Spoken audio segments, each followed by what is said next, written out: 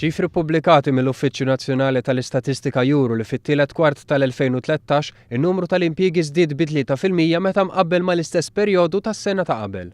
Il-total ta' persuni fid-dinja tax-xogħol tela għal 179,476 minn 174,126 is-sena ta' qabel.